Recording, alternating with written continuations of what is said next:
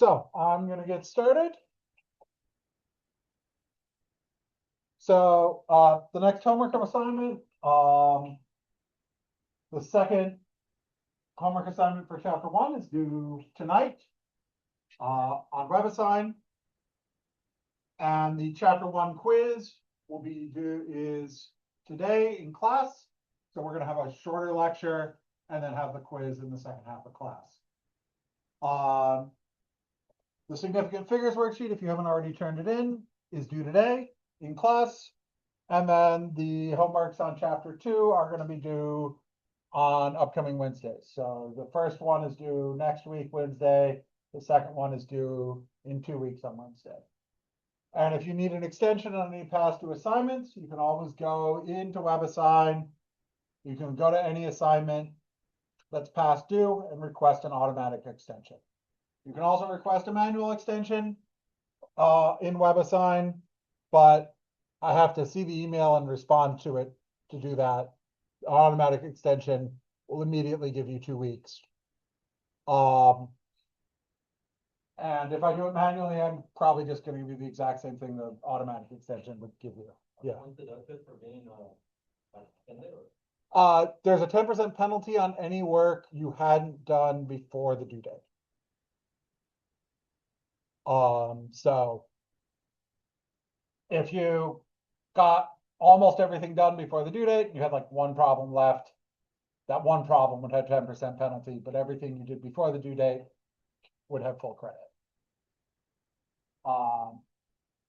That's how that works. So it's 10% penalty on work that hasn't been finished.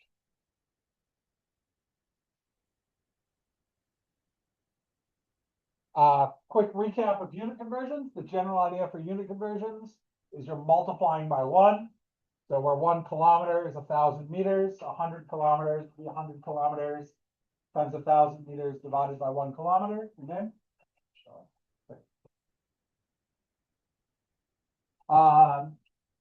And that would be 100,000 meters.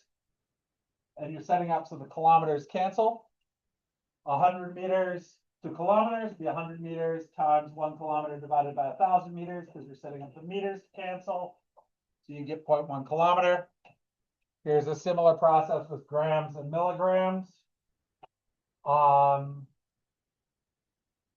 If you were going from kilograms to milligrams, you just convert to grams first and then to milligrams. Here are some commonly used prefixes. Mega, capital M, is 10 to the 6th. It's 1,000,000 times the base. Kilo is 1,000 times the base. Centi is 100th of the base. Milli is 1,000th of the base. So, just continuing some review of chapter 2. In physical science, speed and velocity have different and distinct meanings. Speed is a scalar quantity that only has a magnitude. It's how fast you're going, but it doesn't contain any information about what direction. So it's basically the size of how fast your velocity. Velocity is a vector. It has a magnitude and direction. So if I'm traveling at 1 meter per second this way, or 1 meter per second this way, my speed is the same, but my velocity is opposite because it has a direction. So if you're just dealing in one dimension, velocity has a sign, speed is basically the absolute value of velocity. Your average speed for something making a trip is the total distance traveled over the time it took to travel that distance. So average speed is distance over time. And distance is the actual path length traveled for finding the average speed. And the instantaneous speed is how fast you're going at some moment. And it's the speed of an object at some instant in time, where the change in time is very small, so the change in distance is also small. The way you might do this is glancing at a speedometer. Velocity is similar to speed, except there's a direction involved. There's a sign. And that means when you average it, it turns out it only depends on your displacement, how far you got from where you started. Because let's say I was going this way, and if that's, no, sorry, let me do it this way. Let's say I was going this way, and this is positive velocity, and then I turn around and go back, this is negative velocity. And if I end up back where I started, the positive velocity would cancel out the negative velocity, and I'd have zero average. So for average velocity, what matters is the displacement, which is how far you are from where you started. It's a straight line distance between the initial and final position with a direction towards the final position. And instantaneous velocity is similar to instantaneous speed, except there is also a direction. Primarily, we're going to be dealing with one-dimensional stuff or simplified cases. And in those, velocity has a sign, speed does not. Now, velocity can change. And so you get acceleration. Changes in velocity can occur in three ways. You can have an increase in magnitude, you can speed up. You can have a decrease in magnitude, you can slow down. This is straight line motion. You can also have a change in direction. Your velocity is changing if you're changing the direction that you're moving. This is circular motion. And when any of these changes occur, the object is accelerating. And if you're having any of these changes occur, you feel acceleration. So if you're in a car is speeding up, you'll feel the car speeding up. Car is slowing down, you'll feel the car slowing down. Car is turning, you'll feel the car turning. Generally, we'll get to this in the next chapter, but basically your body does not want to change its velocity. So you'll try and keep going in exactly the same velocity you had before, and there'll be a force to change that. Right? We'll cover that in the next chapter. And the faster the change in velocity, the bigger the acceleration. So acceleration is change in velocity. So final velocity minus initial velocity over time. Because it's a measure of change in velocity. Average acceleration is the change in velocity over the time it takes for the change to occur. So that's, final velocity. This is average acceleration.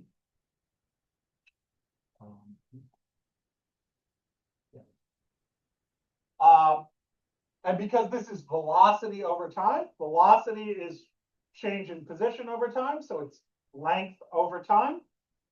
Acceleration is change in velocity over time. So velocity has units of meters per second because it's length over time. Well, now we're looking at meters per second. That's acceleration.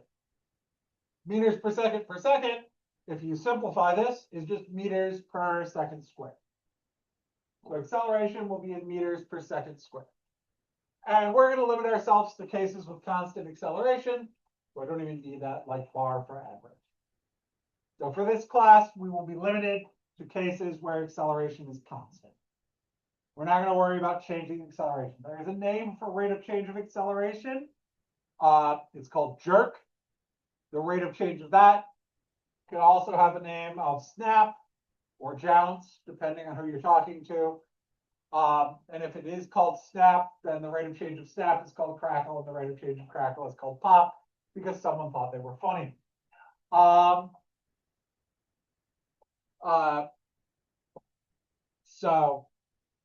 But generally, people don't use the names past jerk. So this equation for acceleration equals final velocity minus initial velocity for write it matched however on the slides, can be rearranged to solve for any of the variables inside it. And the most commonly used one is what you get if you multiply both sides by time and then add the initial velocity to both sides, you get that the final velocity is the initial velocity plus acceleration times time.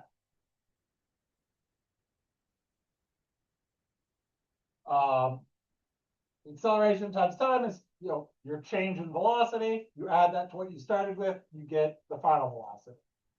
So that's very useful for solving final velocity. It's also perfectly possible to solve for initial velocity or time. Initial velocity is final velocity minus acceleration times time. Time is final velocity minus initial velocity over acceleration.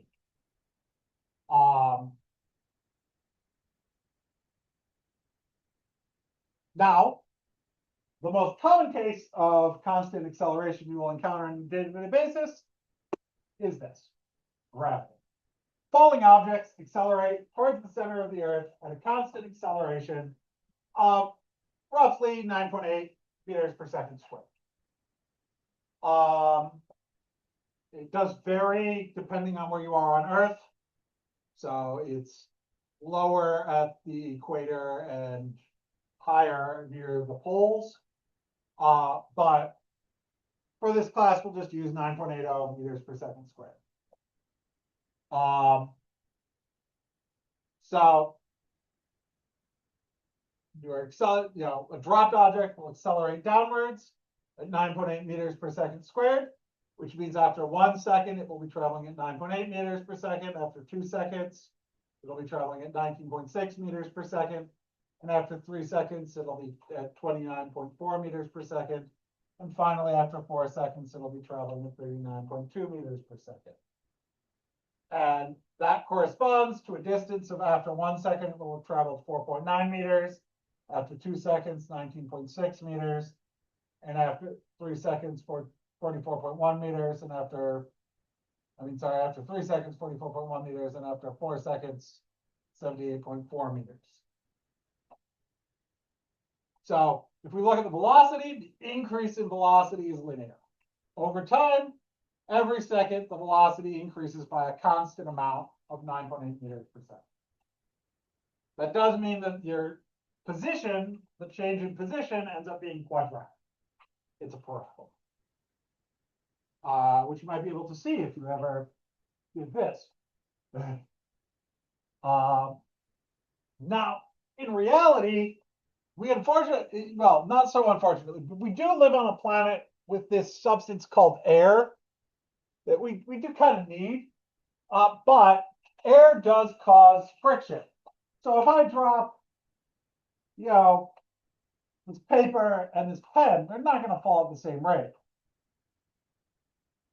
But if I were able to put a penny and a feather, which would normally fall at very different rates, in a tube and pump all the air out, they would fall at the same rate. And one of the best demonstrations of this was done on the moon, which has 2 advantages. One, the moon doesn't have air. That's convenient. And 2, gravity on the moon is weaker than gravity on Earth. So things fall more slowly than they do on Earth. So it's easier to see what's going on. Because if I drop something from my height, it doesn't take very long to hit the ground. You don't have a lot of time to watch what's going on. So here's a demonstration of dropping a feather and a hammer at the same time on the moon. This was done by David Scott. Well, in my left hand, I have a feather. In my right hand, a hammer.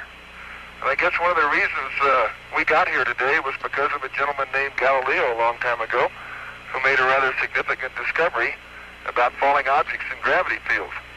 And we thought that where would be a better place to confirm his findings than on the moon. And so we thought we'd try it here for you. The feather happens to be appropriately a falcon feather for our falcon. And I'll drop the 2 of them here, and hopefully they'll hit the ground at the same time. How about that? Which proves that Mr. Galileo was correct in his findings.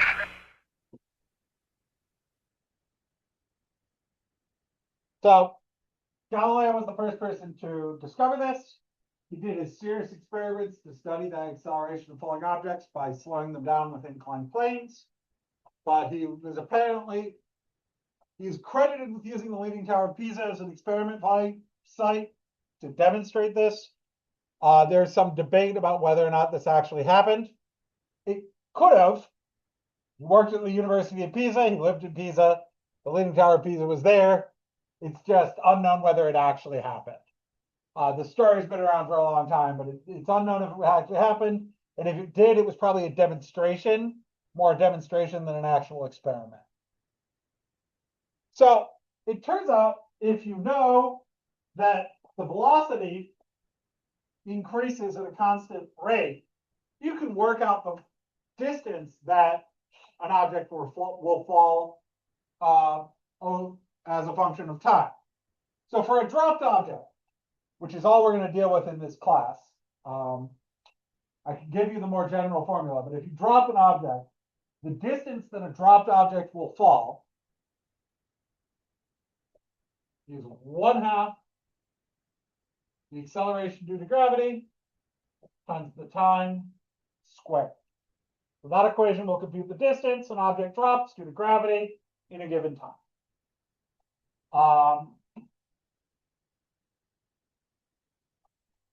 And you'll notice nothing in here says anything about the mass of the object. All objects will fall at the same rate. The more general equation for anything with constant acceleration, I'll write out. It's that, position as the change in position is the initial velocity times time plus 1/2 acceleration times time squared. But all you're going to have to deal with in this class is this simplified case for a dropped object. This is the more general version of the equation. So if you want to figure out how far something has fallen, given that you have an acceleration of 9.8 meters per second squared, and you want to figure out how far a ball drops in 1.5 seconds after you drop it from a tall building, well, the distance it falls is going to be 1/2 times g, 9.8 meters per second squared, times 1.5 seconds, quantity squared. So 1/2 times 9.8 times 2.25, which gives you 11 meters. So if you drop something without air resistance, it will fall 11 meters in 1.5 seconds. That's part of why it's kind of tricky to observe this on regular everyday scales. These things fall pretty fast. And if you want to figure out how fast it's going once it's fallen that 11 meters, well, final velocity is initial velocity plus acceleration times time. So our acceleration is 9.8 meters per second squared. Our time is 1.5 seconds. Our initial velocity is 0 because when we drop something, it starts not moving. So 0 plus 9.8 meters per second squared times 1.5 seconds gives the speed of the ball after 1.5 seconds to be 14.7 meters per second. So distance is proportional to time squared. Distance is 1/2 gt squared, and velocity is proportional to time. The final velocity is g times t. And that sort of makes sense. If you plot both of these, this blue line is the distance. The red line is the velocity. The velocity is basically the slope of this distance line. And as you can see, this is steadily getting steeper as the velocity steadily increases. Now, in general, gravity works all the time. It is always pulling down at a constant acceleration. So it works both. It is constantly pulling down even as an object goes up and comes back down. So the acceleration due to gravity occurs in both directions. On the way up, it's accelerating downwards. So it slows the object down until it reaches the peak of its flight. on the way down, it speeds it up. And it turns out, because the acceleration is constant, you get a nice effect from this, which is that if you throw something up and it comes back down to the same height, the speed you throw it up, you'll have the same speed going down. And in fact, at every height, you'll have the same speed going up as you do going down. But the general idea is that if you toss something up in the air, when it comes back down to your hand, it'll be going at the same speed you threw it upwards, neglecting air.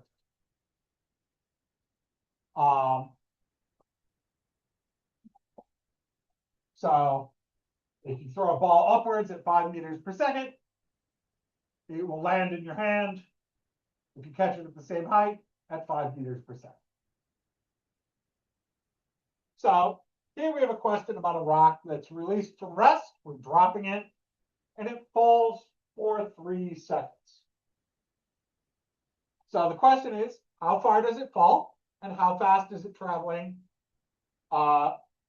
when at that time, 3 seconds? So I'll give you a minute or so to think about this, and then I'll show you how to work it out. Remember, distance is 1/2 gt squared, and final velocity is initial velocity plus acceleration times time.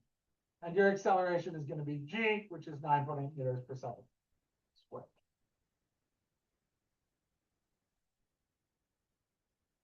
And because I'm just asking for how far and the speed, you don't have to worry about the signs.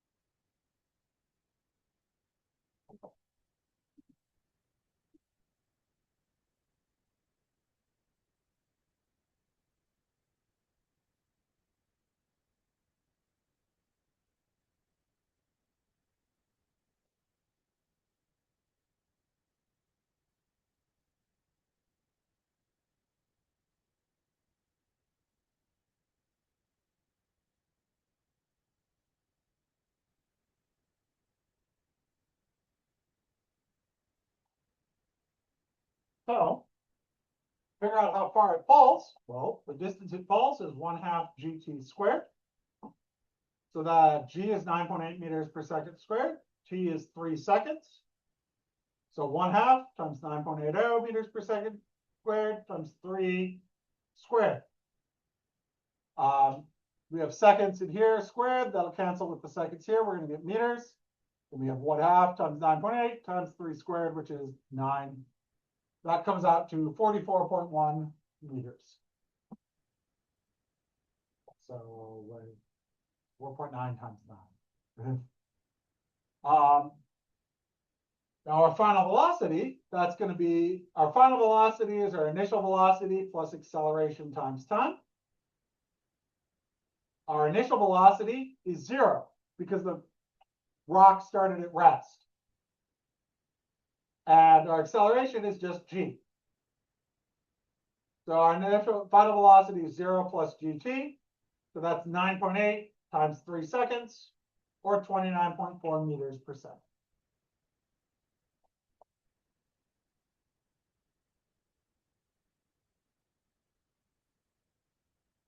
Any questions about that? Yes. So the 9.8 is the acceleration of gravity. That's just a constant.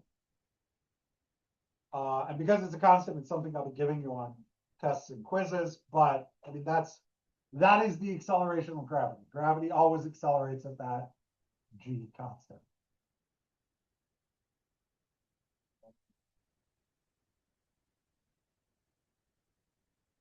So here, if a dropped rock falls a distance of 49 meters, how much time did it take to fall that distance? A little trickier.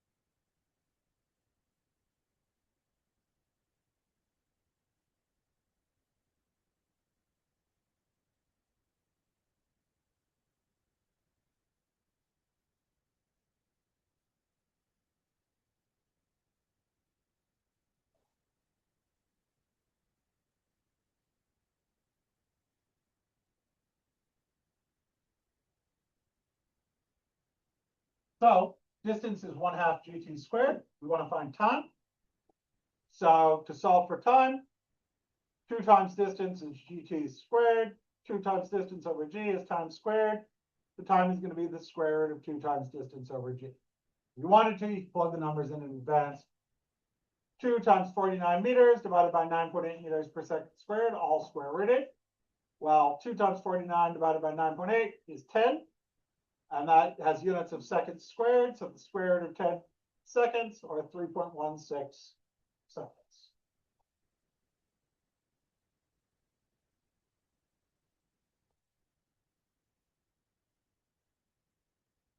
So here's how you can work it out if you just plugged in the numbers in advance. 49 meters, 1/2 9.8 meters per second squared. This is 4.9, that's 49. You divide, you get 10 seconds squared equals time squared. And then you take the square root of both sides. Okay. Now, on some other planet, the acceleration of gravity will be different. This is more complicated than any problem I give on a test or a quiz. But on some planet Mungor, a dropped rock will travel a distance of 150 meters in 5 seconds. So what's the acceleration of gravity on Mungor? So like on the moon, for example, the acceleration of gravity is 1/6 of what it is on Earth. So it's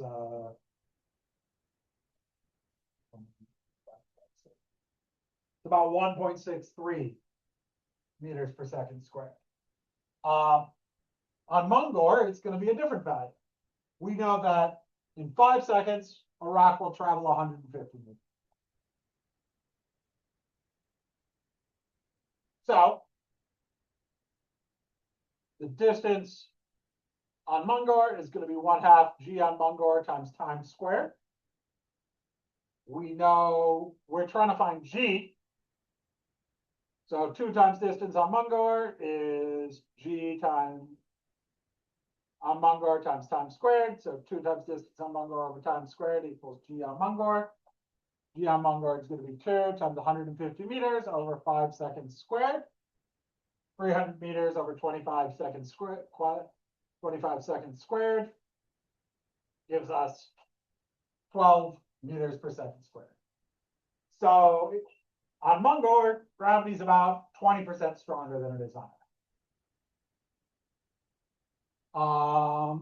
We have 2 minutes.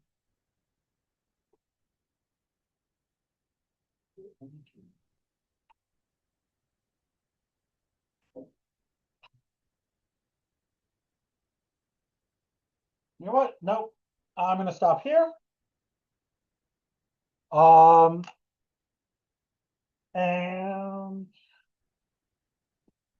we'll have the quiz. Let me stop sharing and